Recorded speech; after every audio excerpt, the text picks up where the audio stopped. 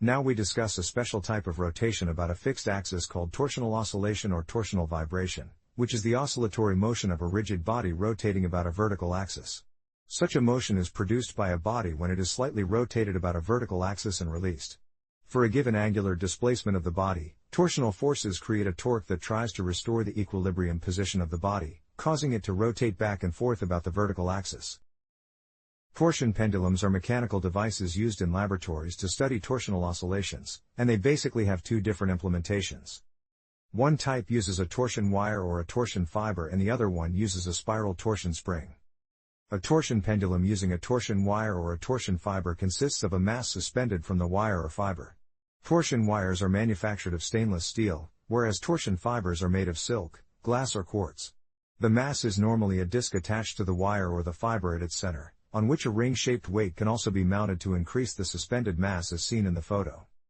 If the disc is slightly rotated in the horizontal plane, a torque is generated due to the twist in the wire or fiber. As already mentioned, this torque is exerted on the disc by the twisted wire or fiber providing the restoring force acting on the disc. As a result, the disc will rotate back and forth about the vertical axis represented by the wire or fiber passing through its center of mass.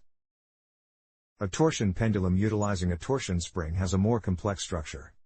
A torsion spring is a spiral wound metal band that resists twisting or rotational motion, and it exerts a torque to return to its original position when twisted about the axle to which the spring is attached at the central axis of the spiral. If a stick is mounted horizontally on the top of the vertical axle, then some mass can be strung through the horizontal stick like beads as seen in the photo, and slightly rotated about the axle while twisting the spring. As a result, the torsion spring rotates back and forth as the spring untwists and twists, and it also rotates the vertical axle with the mass. We can determine the torque produced by the torsional forces in both types of pendulum if we measure the forces exerted by the vibrating disc or mass. This can be done by suspending weights from the oscillating disc to determine how much weight can compensate the torsional forces as seen in the figure, or attaching a dynamometer to the disc or mass rotated by the spring to measure the torsional forces directly, as seen in the photo. If we perform these experiments measuring the torsional force, we can demonstrate that the external torque required to rotate the pendulum from its equilibrium position through a small angle is proportional to the angular displacement. This is Hooke's law for torsion, and it states that the z component of the torque tau trying to restore the equilibrium position of a torsion pendulum rotated about its vertical axis pointing in the z direction through a small angle phi is given by minus a positive constant k times the angle phi, where k is the torsion coefficient of the pendulum. Its SI unit is Newton meter per radian, and it measures the change in torque required to twist a torsion pendulum through an angle of 1 radian. Hooke's law for torsion allows us to use this device for the direct measurement of torque after a calibration in a similar way as a calibrated coil spring is suitable for force measurement. Let us consider a body suspended from a torsion wire or properly attached to the vertical axle of a spiral torsion spring. If the moment of inertia of the wire or the spring denoted by I sub W/S is negligible compared to the moment of inertia I of the body with respect to the axis of the rotational oscillation, then the motion of the body produced by the torque can be determined from the law of conservation of angular momentum of the torsion pendulum applied for Hooke's law. As a result, we obtain the equation stating that the moment of inertia I of the body times the second-order derivative of the angular displacement phi of the body with respect to the time t is equal to minus the torsion coefficient k times the angular displacement phi. This equation can be written in the form where the second-order time derivative of phi is equal to the ratio of k over I times phi, where we define omega squared by the ratio of the torsion coefficient k to the moment of inertia I. Then we see that the equation of motion of the torsion pendulum has the same form as the one of the mathematical pendulum, that is, the motion of this device is a harmonic rotational vibration without damping. As already seen, the period t of harmonic oscillations is equal to 2 pi over omega, that is, the parameter omega is the angular frequency of the oscillation. In the case of the torsion pendulum vibrating about its vertical axis, the period is given by 2 pi times the square root of the ratio of the moment of inertia I of the rotating mass in the pendulum to the torsion coefficient k of the pendulum. This relationship allows us to determine the moment of inertia of the body by measuring the period in an experiment if the torsion coefficient of the pendulum is already known. We saw that the body is either a disc suspended from a torsion wire on which more weights can be placed, or some mass is strung through a horizontal stick mounted on the vertical axle of a torsional spring. In both the case, we can produce an arrangement where the axis of the torsional oscillation of the pendulum passes through the center of mass of these bodies. If we measure the period t of the oscillation of the mass, then we can express the moment of inertia I of the oscillation as the square of the torsion coefficient k over 4 pi squared, times the square of the period t. In the experiment we can measure the time of n periods and determine the period t as the measured time over the number n of the period. By repeating these measurements 3 times we can calculate the average of the results of the 3 measurements, which gives the final result used to determine the moment of inertia of the body performing torsional oscillations. The spiral spring and torsion pendulum are used in many measuring instruments, for example, in clocks, watches, microbalances, galvanometers, or in the different types of torsion pendulums constructed by Cavendish, Coulomb, and Utfusch.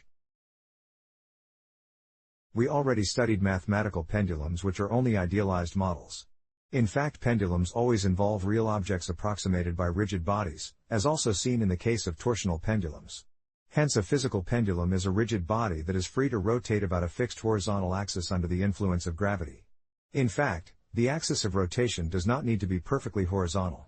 If it has some inclination allowing the gravitational force to produce some torque rotating the body about the axis, then we can talk about a physical pendulum.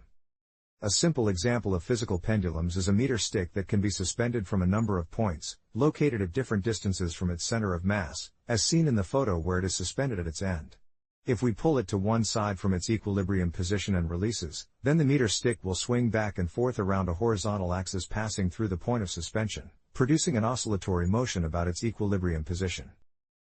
Here we depicted a rigid body representing a physical pendulum, where the plane of the figure is the plane passing through the center of gravity C of the body that is perpendicular to the axis of rotation of the body at the point O of the suspension. The horizontal axis of rotation is chosen as the z-axis, and L denotes the length of the linear section between the points O and C. Applying the theorem of the center of mass, we can draw the vector representing the weight of the body given by its mass m times the gravitational acceleration g from the center of mass C of the body, where the line of action of this force is a vertical line passing through the point C. If the physical pendulum is pulled to one side from its stable equilibrium position and released, then it starts to swing back and forth. In the figure, the instantaneous angular displacement of the pendulum is described by the angle phi. The z component of the torque tau produced by the gravitational force is equal to the weight m times g, times the lever arm d, that is the perpendicular distance from the axis of rotation to the line of action of the weight. Because the lever arm d can be written as the length L times the sine of the angle phi of rotation of the body about the axis passing through of the point O, tau z is equal to minus m times g times L times sine phi. By substituting this result into the law of the conservation of angular momentum applied for the physical pendulum, we can write its equation of motion as follows. The moment of inertial I of the rigid body times the second-order derivative of the angular displacement phi with respect to the time t, is given by minus the mass m times the gravitational acceleration g times the length L, times sine phi. If we divide this equation by the moment of inertia I, then the equation of motion states that the second-order time derivative of the angular displacement phi of the pendulum is equal to minus the product of the mass m, the gravitational acceleration g, and the length L over the moment of inertial I, times the sine of the angle phi. Let us compare this equation with the equation of motion of the mathematical pendulum, stating that the second-order time derivative of the angular displacement phi of the pendulum is equal to minus the ratio of the gravitational acceleration g to the length L of the pendulum, times the sine of the angle phi. If we introduce the notation Lr for the ratio of the moment of inertia I to the product of the mass m times the length L, then the equation of motion of a physical pendulum can be cast into the same form as the one obtained for the mathematical pendulum. Then we can state that the second-order time derivative of the angular displacement phi of the physical pendulum is equal to minus the gravitational acceleration g over Lr, times sine phi. This result shows that a physical pendulum swings with the same period as a mathematical pendulum of length Lr for small amplitudes of oscillation. The quantity 1 are given by the ratio of the moment of inertia of the body to the product of its mass, and the distance between the axis of rotation and the center of mass is called the reduced length of the physical pendulum. As in the case of the mathematical pendulum, the period t of the swings of a physical pendulum can be written as 2 pi times the square root of the ratio of the reduced length Lr to the gravitational acceleration g, or 2 pi times the square root of the ratio of the moment of inertia I to mass m times the gravitational acceleration g times the length L. For swinging with larger amplitudes, we can apply the same correction as the one already presented for a mathematical pendulum. If the reduced length Lr is measured from the point of rotation O along the line passing through the points O and C, then we obtain the point O' considered as the center of oscillation. This is the point at which the entire mass m of the physical pendulum could be concentrated without changing the period of oscillation of the pendulum. Now we present some examples and applications of physical pendulums. As the first example, we consider a thin homogeneous rod of length I that oscillates about an axis passing through its end point O and perpendicular to the rod. We already determined the momentum of inertia I of the rod about such an axis of rotation, and found that it is equal to the mass m of the rod times the square of the length L over 3. The reduced length L r of the swinging rod is given by the ratio of its moment of inertia I to the product of the mass m of the rod and the length L sub OC of the linear section between the point O and the center of mass C of the rod. Because the later is just the half of the length L of the homogeneous rod, this ratio can be written as m times L squared divided by 3, over m times L divided by 2.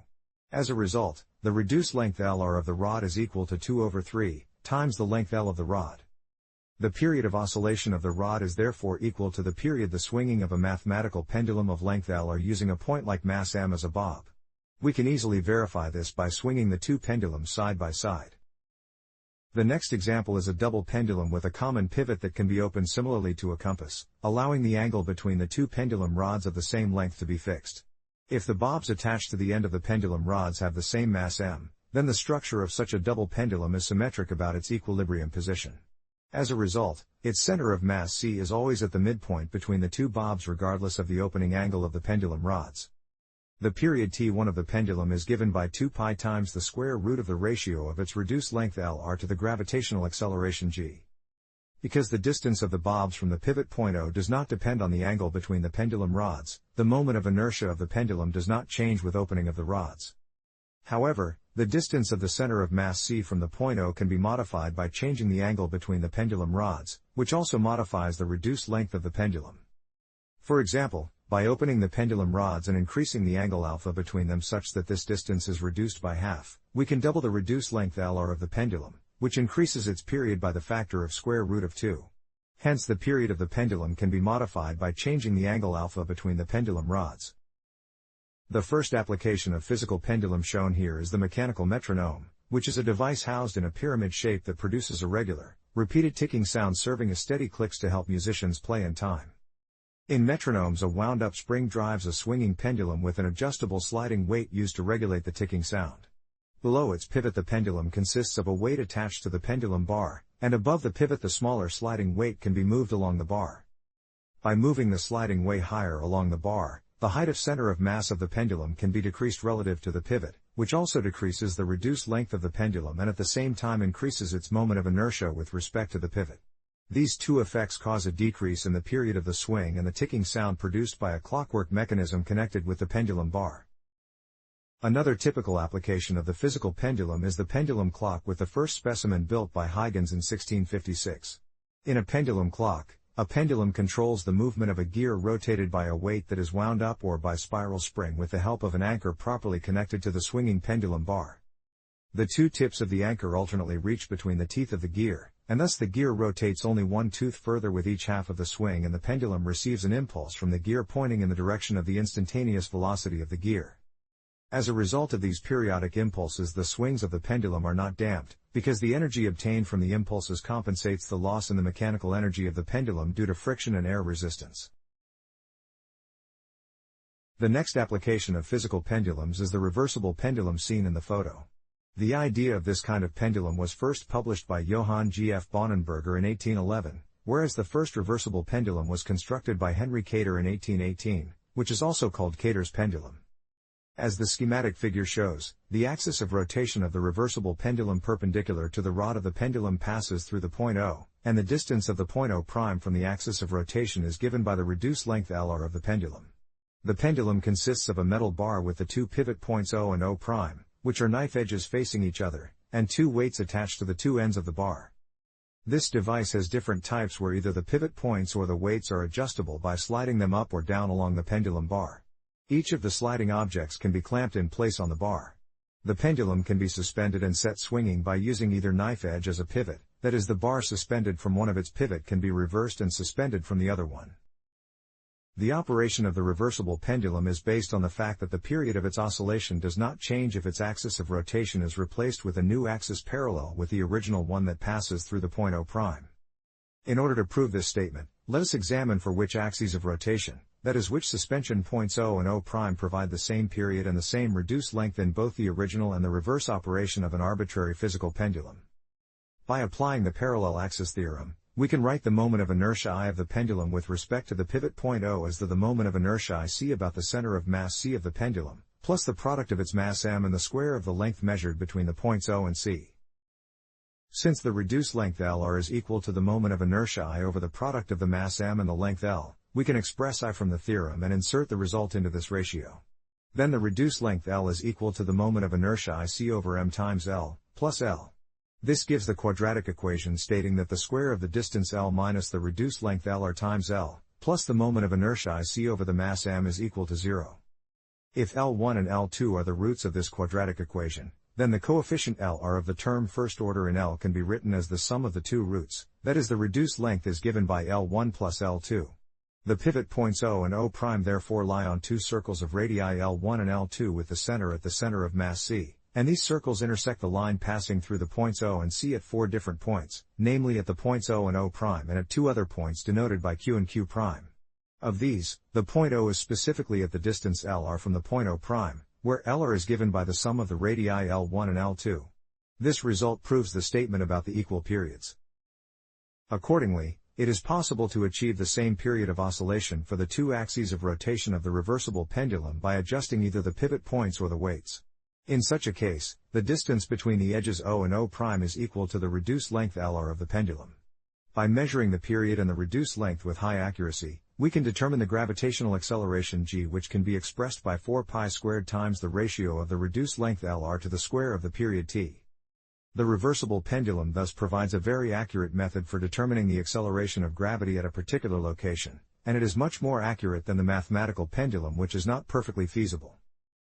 If the value Ga of the gravitational acceleration is known at the place A on Earth, then it is enough to perform a relative measured at any other place B on Earth. By measuring the periods Ta and Tb at the locations A and B with the same reversible pendulum, we can determine the ratio of the acceleration of gravity Gb to the acceleration of gravity Ga by calculating the ratio of Ta squared to Tb squared. At the same time, we also see that in the measurements of the acceleration of gravity with reversible pendulums, the reduced length is given by the distance between the two axes of rotation, which are on both sides of the center of mass of the pendulum, and their locations are not symmetrical with respect to the center of mass c. While the distance between the points O and O' gives the reduced length of the pendulum, neither the distance between the points O and Q, nor the distance between the points O and Q' is equal to this length. Another interesting type of physical pendulums using knife edge as a pivot point is the balanced pendulum, which addresses the problem of blade wear as the rotating knife edges become blunt due to friction. Consequently, the distance is gradually reduced between the edge serving as its pivot point and the center of mass of the pendulum, also affecting the period of its oscillation. When designing pendulums used in precision clocks, the aim is to minimize the effect of the change in the distance between the pivot point and the center of mass of the pendulum on the reduced length of the pendulum, which determines its period. This condition is obviously fulfilled at a length L0 of the linear segment between the points O and C, for which the reduced length has an extremum, in this case a minimum, that is where the derivative of the reduced length Lr with respect to the length L vanishes. If we calculate the derivative of the expression obtained above for the reduced length, then this condition states that minus the moment of inertia Ic of the balanced pendulum about its center of mass over the product of its mass m and the square of the length L0, plus 1 is equal to 0. This equation can be solved for L0, and we can write the distance L0 minimizing the change in the reduced length as the square root of the ratio of the moment of inertia Ic to the mass m. Then we can express the moment of inertia Ic by the product of the mass m and the square of the length L0. By substituting this length into the moment of inertia in the equation of the reduced length, we see that Lr is given by L0 squared over L0 plus L0, which is equal to 2 times L0. That is the length L0 minimizing the change in the period of the pendulum is the half of its reduced length. A pendulum that meets this condition, which can be for example a rod with weights at both ends, is called a balanced pendulum. The last example for a physical pendulum shown here is the horizontal pendulum, where the motion of the pendulum is horizontal or almost horizontal with some inclination. If the axis of rotation of the pendulum is not horizontal but makes an angle psi with the horizontal plane, then the torque produced by the gravitational force will rotate the pendulum about the axis. As already seen, the force acting on a vertical pendulum in the direction tangential to its trajectory is equal to its mass m times the gravitational acceleration g times the sine of the angle of rotation phi. In the case of a horizontal pendulum, this component of the force need to be projected onto the plane of the motion of the pendulum, and this value must therefore be multiplied by the cosine of the inclination angle psi of the plane. As a result, the torque of the gravitational force is equal to minus the mass m, times the acceleration of gravity g, times the length L of the pendulum, times the sine of the rotation angle phi of the pendulum, times the cosine of the inclination angle psi of the plane of the oscillation. Accordingly, the period t of the oscillation is given by 2 pi times the square root of the ratio of the reduced length L r to the product of the gravitational acceleration g and cosine psi. This formula shows that in the case of a nearly vertical axis of rotation, where psi is almost equal to the right angle like in the case of a door, the period is very large. Such a horizontal pendulum swinging in a nearly horizontal plane is used in layman seismographs for observation and registration of earthquakes, since its equilibrium position and oscillation period are very sensitive to changes in the position of the axis of rotation.